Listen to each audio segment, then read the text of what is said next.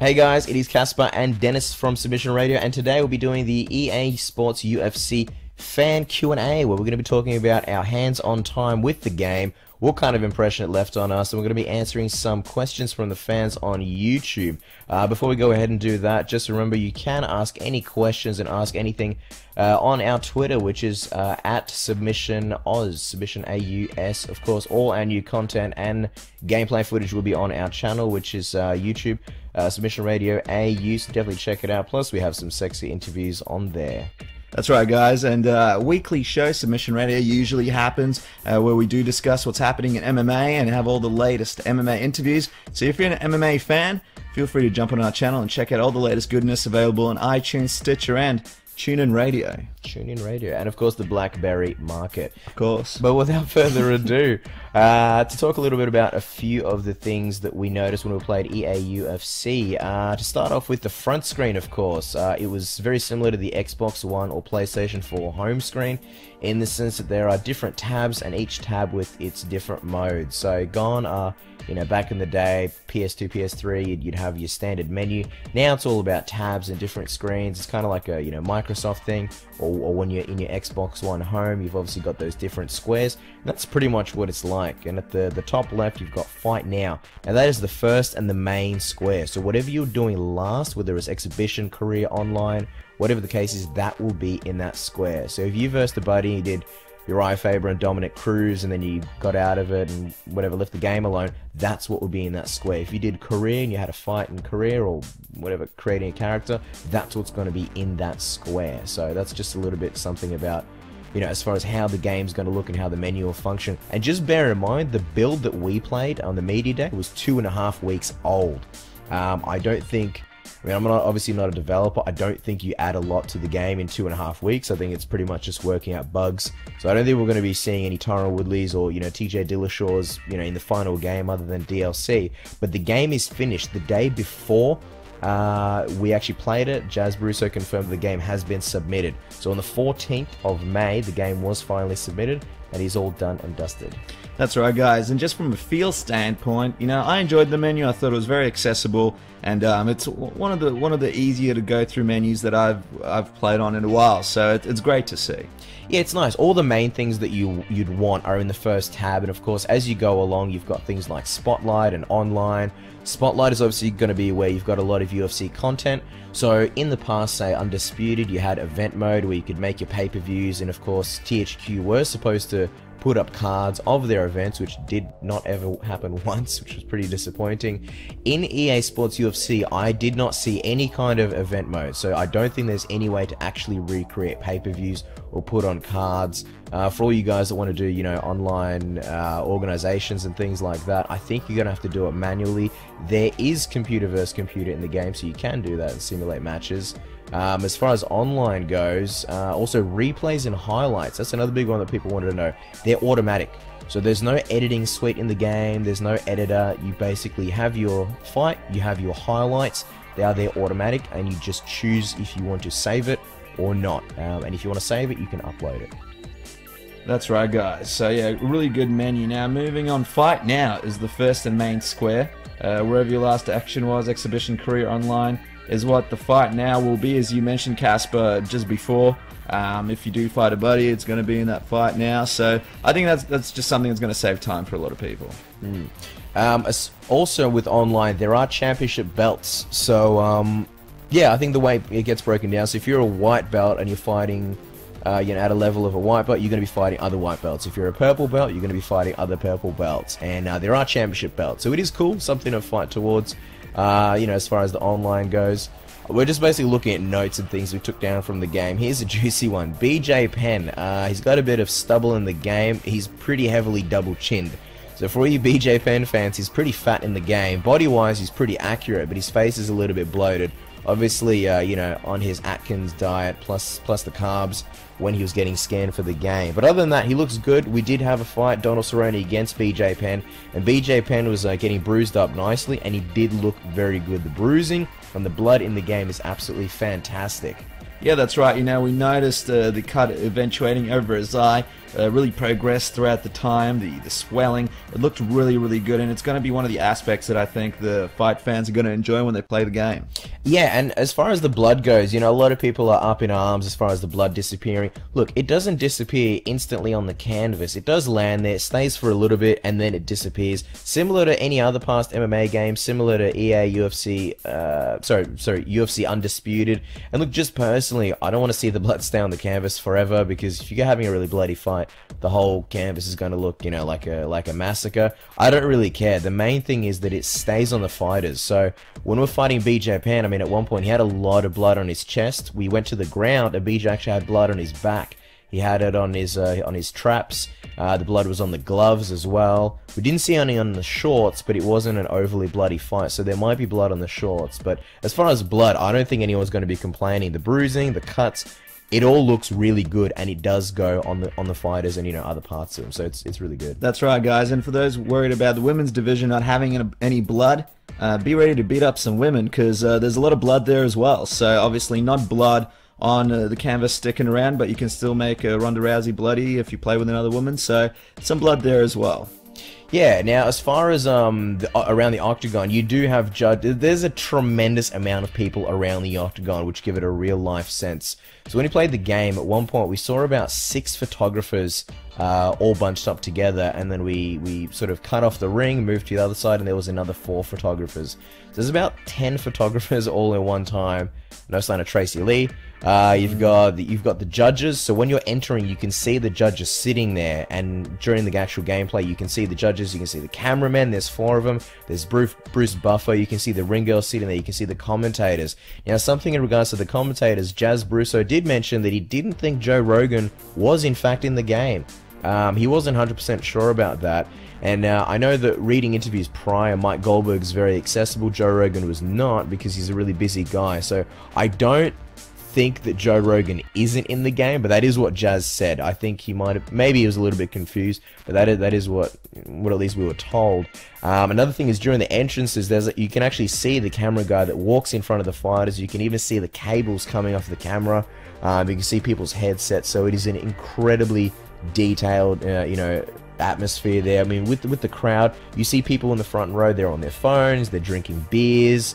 So it is an incredibly lively environment. That's right, and Greg Jackson is in the game, so is Faraz Zahabi. Greg Jackson legitimately looked like himself. He was very calm, and you could see him talking to another coach. When the fighters enter the ring, you could see the whole crew move with urgency.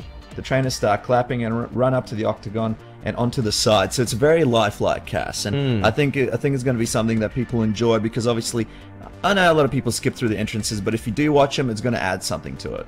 Yeah, well, I mean, you've obviously got the whole entourage and obviously all the fighters, crewmen, and it's pretty crazy that in this generation they don't have to cut the amount of characters on screen. They can handle that many, you know, models, and it's crazy to see Greg Jackson really calmly talking to another trainer, looking back at his fighter, looking back at the trainer, and then once the fighter actually enters the ring and, you know, does his bow, whatever the case is, you can see the trainers, you know, they really kick it into second gear. They run up the side of the cage, they roll the banner down. So it is a really nice little extra, and yeah, I think give it a few months, everyone's going to be skipping those entrances, but if you do want to watch them, it's pretty sick. As far as the actual takedowns, one thing we had not an issue with, we didn't understand at the start how to do the takedowns, so it's really simple. You hold L2 and then you flick the right stick, you know, towards your opponent, and you'll shoot in. Now from there you have to hold onto L2. If you let go of L2, you're going to get stuffed, so you keep holding L2, and once you basically shoot in, because the takedowns come in 2 parts, once you shoot in, then you choose what kind of takedown you do. So, you know, we really only had half an hour of gameplay, even though technically we were allowed to play for 2 hours. There's so many things going on. So I think with the takedowns, you know, you can choose, you can do a double, you can do it. Singles are pretty much what most of the characters have. If you're Ronda Rousey, you can do judo throws and like that. But yeah, that's as far as how takedowns work. That's right, and when in the clinch, you can knee the inside of another person's knees and thighs. Isn't that right, Cass? Yeah. So it looks really good. You've got a lot of strikes in the clinch. I know with the previous trailers, some of the strikes look really over the top and really exaggerated. I can tell you now, in the game, and you've probably seen from gameplay already now, it's not the case. So if you're throwing knees to the inside of someone's thighs in the clinch, it looks really nice. And if you're throwing knees to their face, you know, it's not as over the top as in the trailers. The actual reactions are really good. Another thing that you've probably seen by now are the leg kicks. They are awesome. None of that EA MMA leg kick. The guys aren't sliding back. There's a lot of different ones. I mean, Vitor Belfort, he's got some sweet Jose Aldo action. They look like Jose's kicks where he really sits down and comes in from far away. Shogun had very different leg kicks. I think we noticed Dan Henderson had some really basic leg kicks, like the ones that he throws to set up the H-bomb. So there's a lot of different ones. Also, Francis Carmont had a lot of sweet kicks. So as far as the different move sets, I mean, we didn't see a terribly varying amount of moves. Bear in mind, we really didn't play with a lot of people on the roster. There just wasn't that much time. I know the playing as Cowboy Cerrone, you felt exactly like you were playing as Cowboy Cerrone. A lot of teeps, a lot of kicks, things like that. So as far as the movesets go, I don't know how many different ones were, but the people who we did play as, they had a very, very accurate moveset. Yeah, that's right. And, you know, possibly people might feel a bit slighted when they're doing a face tape with a guy that doesn't usually do it. But we're not sure, you know, we haven't played with enough characters to confirm that. And we'll confirm that if we get an opportunity in the future. Well, we noticed that almost every single person did have the front face kick or the face tape. Like, you had Daniel Cormier doing it, and we were a bit like, you know, why is Daniel Cormier doing it? But, you know, you saw in the Hendo fight, he does do them every now and then. Pretty much everyone we played as had them. So Overeem had the face tape, GSP had them, Kampmann, pretty much everybody. But I guess when you think about it, those are the type of guys that are going to throw a face tape. So yeah, nothing bad there. One thing we noticed, when you hold R1, which is obviously for strong strikes, the strikes do look pretty slow. We found it really hard that if you're putting together combinations, you hold R1 and you're throwing, you know, like a big right or left hook or a big strong strike, it is quite hard to land. Again, we did only play for half an hour, and like with most games, you pick it up, you know, first couple of times, you're not as good as, you know, you are a few months down the road. Now, the fighters often look funny in the character select screen, which is somewhat of a pet peeve for me, Cass. You know, I'm always complaining about that. And the tail of the tape as well. But once they enter, they look amazing. Now, Nick Diaz, he looked a little bit like a chimp until the actual fight started, didn't he? Yeah. When you see Nick Diaz walking around, he looked pretty funny. His jaw was pretty ridiculous. I think his eyes were a bit small. And he looked a little bit like a caricature. Yeah. But once Bruce Buffer actually started to announce him, he actually looked good. And I will say, one of the first things we did see was, you know, the actual entrances. So basically, the way this media day worked, Jazz did his presentation, and then he just said, okay, who do you guys want to see? And I think Dennis and I were like the only two actual MMA fans. And we were sort of like, well, who have you got, you know, to choose from? We expected that you're going to have, like, you know, Gustafsson and Jones and maybe two other people. But we literally had every character in there. And so Dennis said Jake Shields. Let's have a Jake Shields fight. And if there was more MMA fans, I think people would have laughed, but no one knew who Jake Shields was. So we did pick Nick Diaz against Johnny Hendricks, and when these guys entered the arena, Jesus Christ, the graphics are amazing. The entrances, the lights go dark, the music kicks in. I noticed Nick Diaz walked out to Metallica. It was really loud there, but I'm 99% sure it was Metallica. So that was cool. There's a ton of music in the game. And when Johnny Hendricks came in, my God, the fluidity of the entrances, the animations, the crowd, the cutmen, there's so many people on the screen at the same time. It really looked good. The hair, the way it moved, the clothing, physics. I mean, the models are so detailed. When you see it on a big screen TV, I mean, put it this way, you could look at Johnny Hendricks' chest and you could see that he clearly shaves his chest. You could see the little hairs growing back. That's how detailed the models are. So you definitely won't be disappointed with the graphics.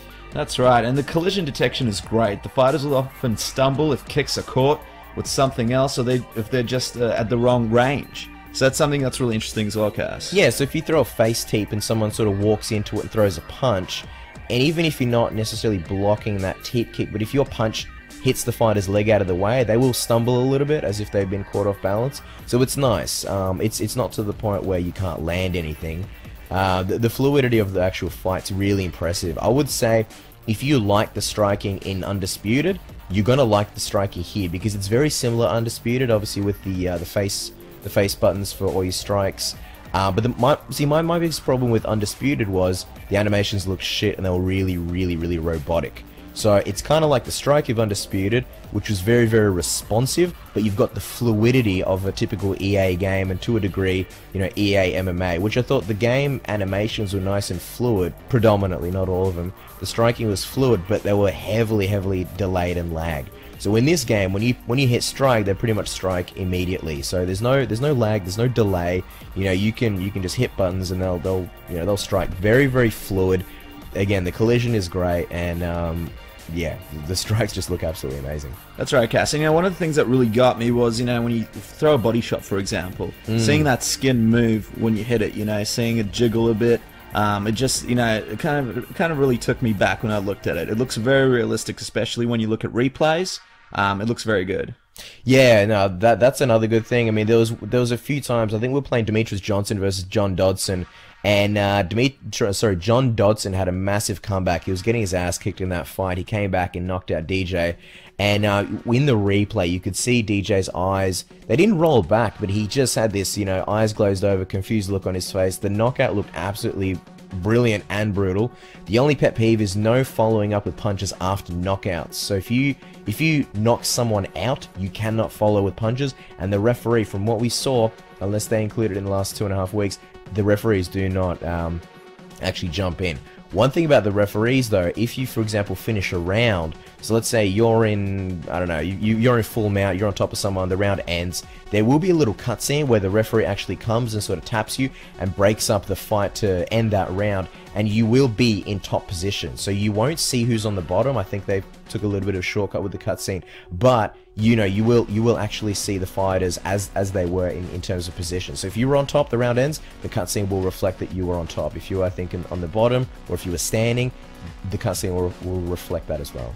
That's right, and a lot of the knockouts are stiff-armed ones, similar to Belfort versus Matt Lindland and Affliction, isn't that right, Cass? Yeah, a lot of the knockouts, to be honest, were very similar. If you saw the Jose Aldo gameplay against Anthony Pettis, and you saw, I think, Jose Aldo once got rocked really badly. His arms kind of went to the side, and he turned half his body. We saw that knockdown a lot. We saw it at least 3 or 4 times, and a lot of the other knockdowns or knockouts you have already seen is the stiff-armed ones. I think there's at least two videos with that animation there. So I don't know how many different knockouts there are, but those are the ones that we saw a lot. Now, as far as the difference between, the speed of the higher and lower weight classes, I know people kind of freaked out when they saw the Jose Aldo and Anthony Pettis footage. Look, honestly, there's a huge difference between the lower weight classes and the higher weight classes. When you're fighting as flyweights, these guys are really, really fast, and when you're fighting as obviously light heavyweights, there's a lot more weight behind the punches. It's a lot more slowed down. And when you hit punches as even a welterweight or a middleweight,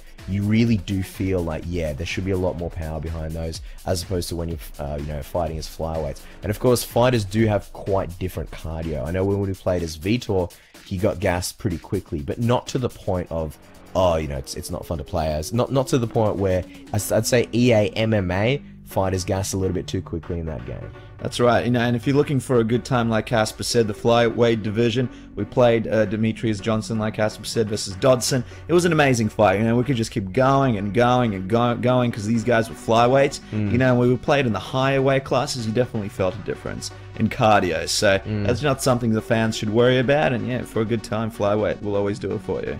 Another thing to remember is we were playing the game on beginner. That was the default setting, and we didn't really feel any need to change it, given that it was our first time playing the game. So things like parrying, the parrying system's actually really nice. It looks nicer than EA MMA, but very simple. I'm the type of person, I played Fight Night, all the Fight Night series actually, I own all of them. Sometimes, it would do my head in having to, really dodge strikes and parry them, etc. In here, it's really simple. So you basically hold block, and if someone punches, you basically press punch as well. And if you hit it at the right time, they will parry it. But finding that right time and that right moment is really easy, at least on beginner. If you want it harder, obviously, you put the difficulty up. And the other fun thing is there's real-time stats. So if you're in the fight and you're laying, you're really beating someone up, or regardless, real-time stats pop up. So it'll say, for example, 3 takedowns to, I don't know, Demetrious Johnson, and 4 takedowns to, whoever else. So it's really cool to see those stats, and it's for takedowns, strikes, everything. So it's another thing that adds to the realness where it looks like real broadcasts. Now, speaking of the progression of the fight, there is a lot of sweat in the fight. Some people might get turned off by this. Every time you punch a fighter in the later rounds, sweat flies off. It flies off quite a lot, actually. Some people might think it looks a little bit unrealistic. I don't know. If you've played Fight Night before, there's a lot of sweat in those fights, and you might, it might bother you. I don't know. Some people might be bothered by it. I wasn't too fussed about it, to be honest. I know that with the sweat, there's also blood. You can see the blood flying off. So if you like the gore, you'll like it. But I don't know, if you don't like a ridiculous amount of sweat, maybe you'll be, you know, pissed off about it. But there's a few questions also we wanted to answer directly. Now, QC Rider and SK Guyland, I want to say, they both asked, can you use the analog stick to fight like in Fight Night? Well, I guess it depends what you mean, but if you're talking about strikes, no, you cannot. You cannot strike with the analog stick. They don't have those capabilities at all. The whole game, regardless of what position in, basically the striking is done with the face buttons, and the grappling is all done with the analog stick. Oh, and another thing is, you know, as far as the submission game goes, honestly, we really enjoyed it. It was really, really easy. So, basically, for anyone who doesn't understand it, you know, let's say you get on the ground, you put in a submission, you want to go for an armbar. So basically, if you hold the right stick up, you've got this little meter and it fills up, and you need to fill that meter up as much as possible. But if the person defending also holds up at the same time, they're going to stop you from filling up that meter. So when they go up, you want to go, say, right. And then if they figure out you're going right, they're going to follow you and hold right. So it really is that cat and mouse game. And for anyone who's done Jiu Jitsu, I think it's actually pretty realistic. I don't know how else you're going to do it that's more realistic, but it's also pretty easy. So we didn't find any issues with the submission system. We found it really easy to figure out, easy to pick up, and quite fun, to be honest. That's right, and the submissions are in stages as well. So you got to get through the first stage, get through the second stage, and then you go to a final stage. Very similar to what it would be like when you do Jiu-Jitsu. Yeah, and the other thing is, you know, with submissions also, the higher you progress in terms of positions, the easier it's going to be. So if you're doing a submission from, say, the guard, you're going to have, you know, maybe a few stages to get through. But if you get all the way into mount, you may only have 1 or 2 stages. So the game does reward you. If you've worked hard and you get all the way from, you know, guard to full mount or back mount, or, you know, or even side control, you're going to have less stages to get to. You know, kind of like, yeah, I don't know, if you're going for that Kimura from side control, it's going to be a lot easier than if you're in, say, half guard. And I think people are going to like that because, you know, a lot of the times in Undisputed, for example, you'd be on the ground with someone and they just put you in a position, in a submission from not the most dominant position and maybe beat you. Now it's a lot more realistic where they got to work to get into a better position, like Casper said, to have a more likely chance of finishing that submission. Yeah, correct. Now, as far as when we were at the media day, we played the game and we had a chat to the executives. The Royal Boss wants to know any word on when the demo will be released. Unfortunately not. We did ask them, but we didn't get a clear answer. And because that many people were doing interviews at the same time, we didn't have as much time, you know, sitting down with the producers as we wanted to. But no, at the moment, there's no clear announce date for the demo. Now, Matt W. wanted to know, will there be downloadable community creations like in EA MMA? Hope so. Yeah, we hope so too, but it's not going to happen. As has been explained in the past, they basically can't do it due to legal reasons. I don't really understand it correctly, but nowadays it's kind of like YouTube, where if you upload a video, that's technically your property, even though, you know, it may be you, I don't know, whistling in the shower or whatever. So now it's kind of like if you create something, you create like a Rambo or Chuck Norris or whatever, Randy Couture, technically that's your property. If someone downloads that and edits it, apparently there's legal issues. I don't know how it works. Obviously the WWE games have been doing it for a long time. Undisputed did it, but apparently that will not be there, so you can't do it. That's right. Now, Jack Weavens 20 asks, are there any flash knockouts, Cass? Yeah, of course, there are absolutely flash knockouts. We had plenty of knockouts. One of the ones was, you know, John Dodson knocking out Demetrious Johnson. He knocked him clean out after losing the fight for the most part. And what was cool was the celebration was John Dodson, very, very emotional. He almost looked like he was crying, sort of from happiness.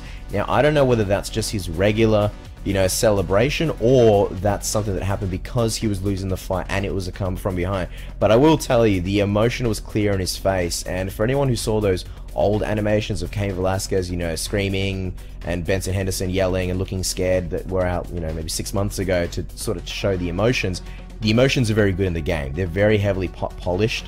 And, you know, if someone wins, you can really see the happiness in their face. The emotions are fantastic. That's right. Now, Ice Your Pimp Hand wants to know, this might be a weird question, but do you guys know what referees are in the game?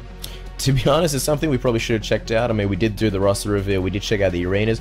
Look, there's no way to select referees in the game. So kind of like in Undisputed, where at the start you'd select your arena, your fighters, you know, whether it's a title fight, and the referees. You can't do that, at least not in the build that we played, and I don't think they're going to change that. We didn't really see the referees. We saw, obviously, Mario Yamasaki's in the game, Eve Levine's in the game. Oh, what's the other name of the referee? He's in prison now. Tattoos. Oh, Poor yeah, guy. Josh Rosen. Yeah, no sign of him because obviously, you know, he's doing the hard yards at the moment. I would probably guess Mazzagati's not going to be in the game. I really want to see Big John McCarthy in the game. I think that'd be awesome. I don't remember seeing him, so I don't know. At the moment, the only ones we can confirm, I'm pretty sure we saw Herb D in the game. I'm pretty sure Herb was in the game. When you do have a title fight, obviously, you know, the referees come in, the mic gets held under their hand. You know, from the stare down to the referees announcing the, you know, the rules of the fight, the presentation is just absolutely amazing. But yeah, as far as all the referees, no, I'm not really sure. Now, House Party on VHS asks, is MMA allowed in New York now? Obviously, because Madison Square Garden is one of the arenas you can choose. Now, House Party, as you know, Dana White has always wanted to do a show at Madison Square Garden. I think it's there because the game will be around for a few years, so they'd like the game to be relevant if it does happen, if it does get legalized in New York, and it's just a cool thing to have. Madison Square Garden, one of the most popular arenas in the world. Yeah, that's exactly right. Now, Rob Jones wanted to know, how were the controls for UFC? Were they easy to pick up? The answer is yes, extremely easy. Like we said, we were probably the only two MMA fans there. Other people were from, you know, other magazines, etc. And everyone was having a good time. Everyone was even, you know, playing the ground game. People that I don't think knew the difference between MMA and UFC, you know, they were pulling off submissions and things like that. So yeah, the controls are super, super easy. I would liken it to UFC Undisputed, where you can just pick up and really quite simple. The ground game is actually really similar to Undisputed in terms of passing and things like that. Oh, also the L3 button is the button to stand. I think L3 or R3. I'm pretty sure L3 is to stand up. So if you're ever in a bad position, you don't necessarily have to, you know, go from mount to half guard and then back to guard and then back to standing up. You can pretty much stand up, I think, from any position as long as you're clicking that button. That's what gets you up. But yeah, simply put, the controls are really easy. Yeah, that's right. You know, our videographer, head of video, he played the game with us and he had a great time. He's not an MMA fan by any means, or a fight fan, but you know, he picked it up really quick and gave me a bit of a challenge. In that Demetrious Johnson fight. So I took him out in the end, but I showed him his boss. That's right. Now, as far as obviously the videos, you know, the rules with EA, they didn't exactly, you know, it wasn't a free-for-all, so whatever footage we have captured, we hope you guys enjoy it. You know, basically we weren't really allowed to record directly at the TV, so whatever we got, for all the people that are saying, you know, the camera work's not the greatest, whatever the case. Look, we did whatever we could, and that's pretty much there. It's the best that we could actually capture. So we hope you enjoyed it. Stick around, guys. We've got a brand new episode on our channel, Submission Radio AU. We've got Bjorn Rebney, we've got Benson Henderson, and we've got Hector Lombard, and we've got a UFC 173 breakdown. And of course, as far as DLC, while no news whatsoever was released on DLC, and everyone's keeping it really close to their chest, I would be very surprised if the first DLC did not include Tyron Woodley, Hector Lombard, and of course the new bantamweight champion TJ Dillashaw. That's right, guys, and you know, from our experience of the game, we're very impressed, and keep an eye on our channel for any other updates. Also, a big interview coming up with Don Fry, a big feature interview, so keep an eye out for that. Yeah, guys, when the game comes out, obviously official release dates are June 17th for America and June 19th for all you Aussies. Hit us up on Twitter, guys. We can't wait to play online versus all you guys online. It'll be awesome. It'll be great fun. And make no mistake about it, we'll be the champions. So. That's right, guys. And make no mistake about it, there will be a game review up on the Submission Radio channel. Us giving you our official thoughts once we get a bit more time with the game. But for now, we're bowing out, guys. Enjoy the rest of your day. We hope you all enjoyed UFC 173, and we'll be back for another episode.